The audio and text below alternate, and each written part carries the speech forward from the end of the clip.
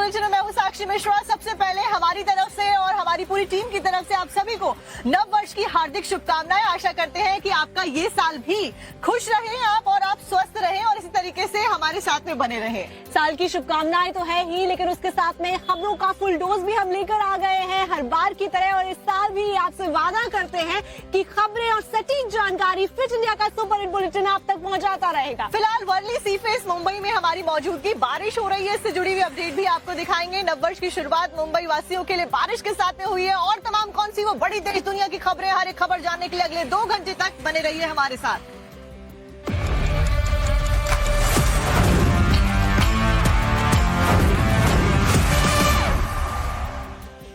और बुलेटिन की शुरुआत करते हुए सबसे पहली खबर मुंबई से ही आपको बता देते हैं। जैसा कि आप देख रहे हैं कि अम्ब्रेला लेकर हम यहाँ पर खड़े हैं, आपको खबरें बता रहे हैं क्योंकि सुबह से मुंबई में बारिश का दौर शुरू हो चुका है। देखिए, साल के पहले दिन ही बारिश से आगाज हुआ है और मुंबई के अलग अलग इलाकों में ही बारिश हो रही है। बीती रात से ही हल्का मौसम बदलना शुरू हो गया था और आज सुबह से बरसात हो रही है। लेकिन एक अच्छी बात इसमें यह है कि बारिश की वजह से मुंबई में जो हल्का प्रदूषण बढ़ गया था उसके ऊपर जरूर रोक लगती भी नजर आएगी। इस वजह से मुंबई वासी खुश भी। एक तो न्यू ईयर, ऊपर से मौसम सुहाना हुआ है, हवाएं चल रही हैं और हल्की हल्की बारिश और पोल्यूशन में कमी दर्ज की गई है। सबको बता दें कि मुंबई के अलग अलग इलाकों में बारिश हो रही है, तो वहीं इसकी वजह से प्रदूषण के स्तर में भी कमी आई है।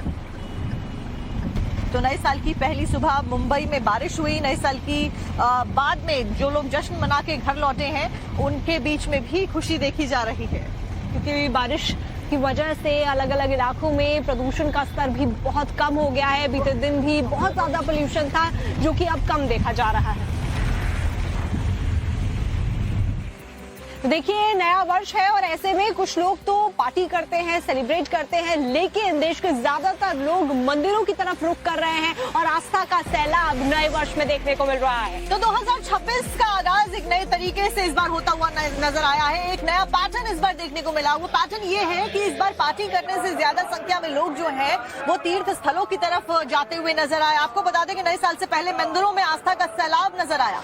तो आपको बता दें कि चाहे वैष्णो देवी मंदिर हो, वहां पर भी कई घंटों से लंबी कतारें लगी हैं। वाराणसी हो, अयोध्या हो, वहां भी विशेष आरती की गई है और ऐसे में आस्था का सैलाब इन जगहों पर देखने को मिल रहा है। तो आप तस्वीरें देख रहे हैं। नए साल के मौके पर देश भर में तमाम मंदिरों में भक्तों की भारी भीड़ देखने को मिल रही है। उज्जैन में महाकाल की भस्म आरती के दौरान भक्तों की भारी भीड़ मौजूद रही। वहीं नए साल से जयपुर में गोविंद देव जी के मंदिर में विशेष आरती की गई।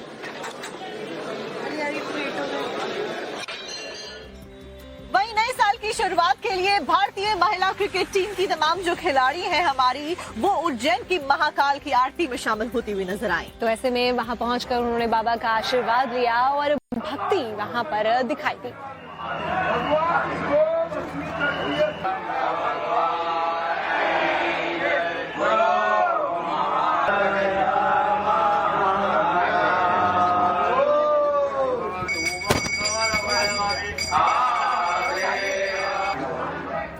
नया वर्ष तो शुरू हो चुका है, लेकिन ऐसे में जो अलग अलग तस्वीरें आ रही हैं तीर्थ स्थलों से वो बहुत ही खुश करने वाली हैं, क्योंकि आस्था का सैलाब यहाँ देखने को मिल रहा है। आपको 8 तस्वीरें दिखाते हैं जहाँ पर कैसे भक्तों का जो सैलाब है, आस्था का जो सैलाब है वो देखने को मिल रहा है, जिसमें उज्जैन महाकाल की तस्वीर आप देख पा रहे हैं, वाराणसी में काशी विश्वनाथ, मुंबई में सिद्धि विनायक मंदिर, अमृतसर में स्वर्ण मंदिर। कैसे तमाम जो श्रद्धालु हैं वो नए साल की शुरुआत भगवान के आशीर्वाद से करने के लिए यहाँ पर पहुंचे हैं। तो वहीं जयपुर में गोविंद देव जी मंदिर से तस्वीरें आई हैं। कटरा में वैष्णो देवी धाम, पुरी में भगवान जगन्नाथ, सीकर में खाटू श्याम जी। हर तरफ भक्तों का सैलाब देखने को मिल रहा है और सभी भगवान का आशीर्वाद लेकर नए साल की शुरुआत करना चाहते हैं। तो सब चाहते हैं कि 2026 उनके लिए खुशहाल रहे, गुलजार रहे और पॉजिटिविटी के साथ में उसका आगाज हो। सबके अपने अपने तौर तरीके हैं, जिनमें कोई मंदिरों का रुख कर रहा है तो कोई बड़े बड़े जो टूरिस्ट डेस्टिनेशंस हैं, जो पहाड़ी इलाके हैं, जो बीचेस हैं, वहां पर जाता हुआ देखा जा रहा है। लेकिन फिलहाल जो एक अलग पैटर्न इस बार स्पॉट किया गया है वो है मंदिरों का। जिस एसआईआर की वजह से केंद्र सरकार हमेशा विपक्ष के निशाने पर रही है, तो वहीं बीजेपी की जो सरकार प्रदेशों में है वो निशाने पर रही है। वही एसआईआर अब अपनों को बिछड़ों से मिला रहा है। लेकिन इस सब के बीच में आपको खबर बताते हैं देवास से लुटेरी दुल्हन से जुड़ी हुई, जहां पर आपको बता दें एक गिरोह शादी का झांसा देकर लोगों को कैसे फंसा रहा था, लोगों को कैसे झांसे में फंसाकर मोटी रकम वसूल रहा था। उसके बाद ये जो दुल्हन होती थी लुटेरी, ये शादी की रात को कैसे फरार हो जाती थी, उसकी पूरी एक डिटेल रिपोर्ट आपके सामने रखते हैं। मध्य प्रदेश के देवास में पुलिस को बड़ी कामयाबी हाथ लगी है, जहां पुलिस ने एक लुटेरी दुल्हन गिरोह का पर्दाफाश कर 5 लोगों को गिरफ्तार किया है। ये गिरोह कुंवारे लड़कों को टारगेट कर उन्हें शादी का झांसा देकर लूट की वारदातों को अंजाम देता था और फिर फरार हो जाता था। जानकारी के मुताबिक इस गिरोह के सदस्य शादी का झांसा देकर लोगों से पैसों की डिमांड करते थे और फिर ये दुल्हनें शादी की रात ही दूल्हे के खाने में नींद की दवा मिलाकर फरार हो जाती थी। पुलिस को मिली शिकायत से मालूम तस्वीरों में एक बुजुर्ग दिख रहा है जो अपने परिवार को आशीर्वाद दे रहा है। इसको देखकर आपको लग रहा होगा इसमें खास क्या है। घर में हर बड़े बुजुर्ग अपने से छोटों को आशीर्वाद देते हैं, उनकी सलामती की कामना करते हैं।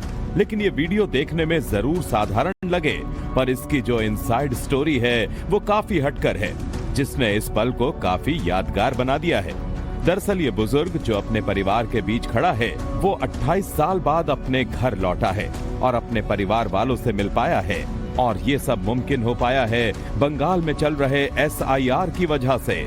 SIR प्रक्रिया में जरूरी दस्तावेजों के लिए शरीफ को अपने घर लौटना पड़ा, जिन्हें घर वाले अब तक मरा हुआ मान रहे थे। लेकिन SIR की वजह से ये अपने परिवार के बीच जिंदा खड़े हो गए, तो परिवार वालों की खुशी का ठिकाना नहीं रहा। शरीफ की पहली पत्नी का इंतकाल सन 1997 में हो गया था, जिसके चलते दूसरी शादी करने के बाद अपनी पत्नी के साथ शरीफ पश्चिम बंगाल चले गए थे।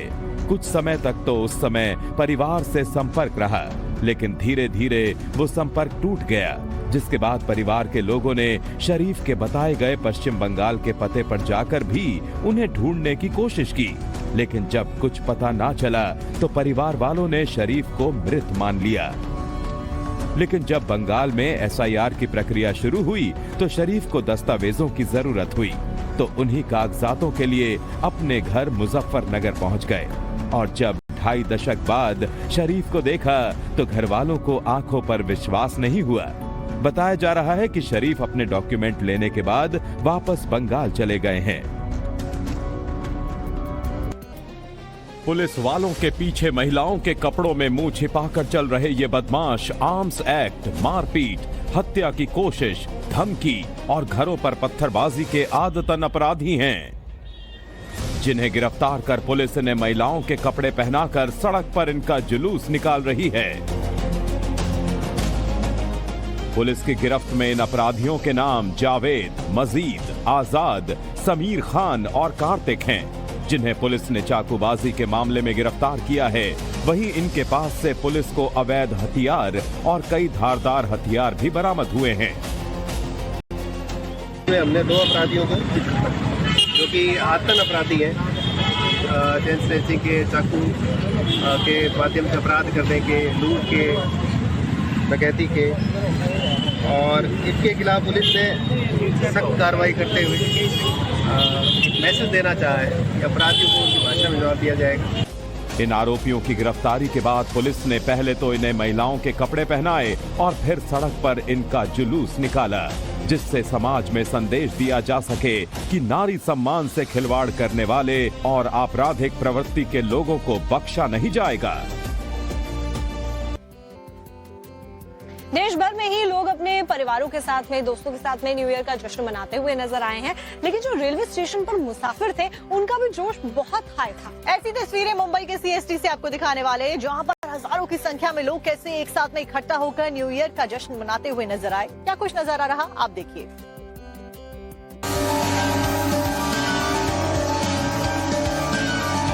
देश दुनिया में लोगों ने नए साल की शुरुआत अपने परिवार और दोस्तों के साथ की, लेकिन कुछ लोग ऐसे भी थे जो बीते साल के आखिर के कुछ पलों में अपने घरों से बाहर थे। Video Chhatrapati Shivaji terminal railway station का है, जहां रात 12 बजने से कुछ सेकंड पहले स्टेशन पर मौजूद लोग प्लेटफॉर्म पर लगी घड़ी को टकटकी लगाकर देखने लगे। जैसे ही घड़ी में 12 बजने में कुछ सेकंड बचे थे, स्टेशन पर मौजूद यात्रियों ने खुद ही काउंटडाउन शुरू कर दिया और उल्टी गिनती करने लगे।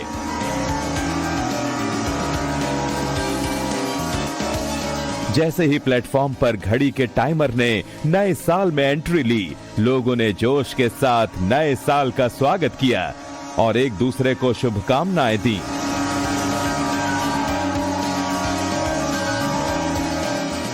लोगों का जोश देखकर ट्रैक पर खड़ी रेलगाड़ियों के इंजन भी उनका साथ देने लगे।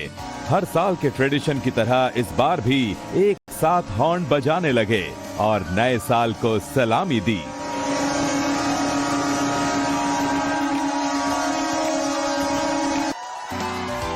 काफी देर तक प्लेटफॉर्म पर सेलिब्रेशन का माहौल रहा। लोगों ने अपने मोबाइल फोन में इस नजारे को रिकॉर्ड भी कर लिया, जिसका वीडियो अब सोशल मीडिया पर तेजी से वायरल भी हो रहा है।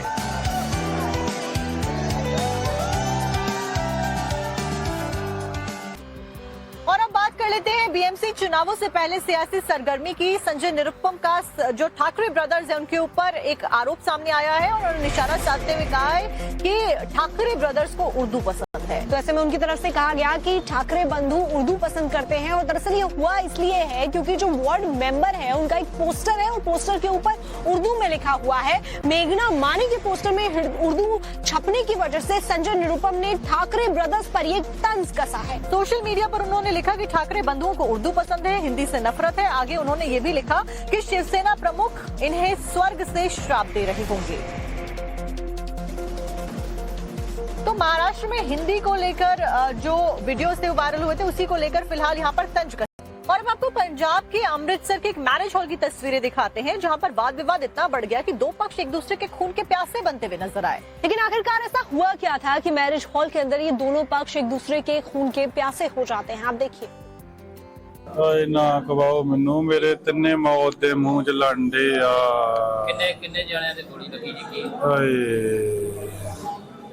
ਤੁਹਾਡੇ ਕੀ ਲੱਗਦੇ ਜਿਨ੍ਹਾਂ ਤੇ ਗੋਲੀ ਲੱਗੀ ਹੈ? ਆਏ ਮੇਰੀ ਨਹੀਂ ਕੰਡੀਸ਼ਨ ਠੀਕ, ਨਾ ਕਰੋ ਮੈਨੂੰ ਪਰੇਸ਼ਾਨ। अमृतसर के बलकला गांव में मैरिज पैलेस में दो पक्षों के बीच हुई कहासुनी ने ऐसा खूनी रंग ले लिया कि मौके पर गोलियां चलने लगी, जिसकी चपेट में मैरिज पैलेस में मौजूद ये शख्स भी आ गया। गोलीबारी में सिमरनजीत सिंह नाम के एक युवक की मौत हो गई, जबकि कई घायल हैं। घायलों को अमृतसर के नानक अस्पताल में भर्ती कराया गया है। मामला सारा अपने यार दोस्ती नॉर्मल ही गल हुई है। सारा आन के गल पै गए, गोलियां गालियां चलाती सारे नान के। ये सन्नी सर बल्ला भट्ठे दा सारे बाबे बल्लू दा। घायल काबुल सिंह के मुताबिक हफ्ते भर पहले दोनों पक्षों में किसी बात पर तनातनी हुई थी। फोन पर झगड़ा भी हुआ था। कुछ ऐसा संयोग बना कि सनी और बबलू की मंडली मैरिज पैलेस में आमने सामने टकरा गई। वहां बहस शुरू हुई, जिसके बाद एक पक्ष ने पिस्टल निकालकर अंधाधुंध गोलियां चला दी। वारदात के बाद गांव में माहौल तनावपूर्ण बना हुआ है। वहां पुलिस की तैनाती कर दी गई है। पुलिस केस दर्ज कर जांच में जुटी है कि आखिर ऐसा क्या मामला था जिससे नौबत गोलीबारी तक पहुंच गई। सभी को ढेर सारी शुभकामनाएं। तो बुलेटिन की शुरुआत करते हैं और सबसे पहले बात उस खबर की जो कि नए साल पर देश भर में लोगों की आस्था से जुड़ी हुई है। बड़ी खबर यह है कि नए साल पर देश भर के मंदिरों में भारी जन सैलाब उमड़ा है। तमाम मंदिरों में श्रद्धालुओं का तांता लगा हुआ है। कटरा से लेकर पुरी तक भारी तादाद में श्रद्धालु उमड़े हुए हैं। उज्जैन महाकाल में भक्तों की लंबी लंबी कतारें हैं। ये तस्वीरें आप देखिए, महाकाल के दर्शन कीजिए। वैष्णो देवी मंदिर में भी कई घंटों से लाइन में भक्त लगे हुए हैं। वाराणसी अयोध्या में भी विशेष आरती की गई है। महाकाल का यहाँ पर विशेष श्रृंगार किया गया है। नए साल का ये खास मौका। जयपुर की तस्वीरें भी आपको दिखा देती हूँ। वहाँ पर भी भक्त इसी तरीके से गोविंद देव जी के दर्शन करने के लिए पहुँचे हैं। लाखों लाख की तादाद इस वक्त मंदिरों में उमड़ी हुई है और लोग अपने नए साल की शुरुआत इस तरीके से कर रहे हैं। आस्था में लीन लोग नजर आ रहे हैं। अब आपको हम लिए चलते हैं मुंबई के सिद्धि विनायक मंदिर, जहां पर प्रथम पूज्य गणेश का आशीर्वाद लेने के लिए तमाम जो मुंबईकर्स हैं वो यहां पर उमड़े हुए हैं। बप्पा की आरती में शामिल हुए हैं। यहां पर बप्पा का विशेष श्रृंगार किया गया है। विशेष कांकड़ आरती के लिए तमाम जो भक्त हैं वो यहां पर उमड़े हुए नजर आए। अब आपको बिहार चलते हैं, जहां पर मुख्यमंत्री नीतीश कुमार को लेकर ये जानकारी मिली कि उन्होंने अपनी संपत्ति का ऐलान कर दिया है। और न सिर्फ नीतीश कुमार ने बल्कि उनके साथ के जो मंत्री हैं उन्होंने भी अपनी संपत्ति का ब्यौरा दिया है। आपको दिखाते हैं ये रिपोर्ट। बिहार सरकार के कामकाज में पारदर्शिता रहे, इसके लिए शासन की तरफ से संपत्तियों का ऐलान किया जा रहा है। जिसमें मुख्यमंत्री भी पीछे नहीं है। सीएम नीतीश कुमार ने भी 31 दिसंबर को अपनी संपत्ति का ऐलान कर दिया है। सीएम नीतीश कुमार के पास 3 बैंक खाते हैं। उसके तहत एसबीआई पटना सेक्रेटरिएट में 27,217 रुपए, एसबीआई पार्लियामेंट हाउस दिल्ली में 3,358 रुपए और पीएनबी बोरिंग रोड पटना में 27,151 रुपए जमा हैं। इसके अलावा उनके पास 2,552 रुपए नकद हैं। दिल्ली के द्वारिका में 1,48,00,000 का एक फ्लैट है, जबकि एक फोर्ड गाड़ी है जिसकी कीमत 11,32,753 रुपए है। इसके अलावा मुख्यमंत्री के पास 2,03,000 की ज्वेलरी और कुल संपत्ति 17,66,196 रुपए है। सीएम नीतीश कुमार के साथ साथ बिहार के दोनों डिप्टी सीएम सम्राट चौधरी और विजय कुमार सिन्हा के अलावा कई मंत्रियों ने संपत्ति का ऐलान कर दिया है।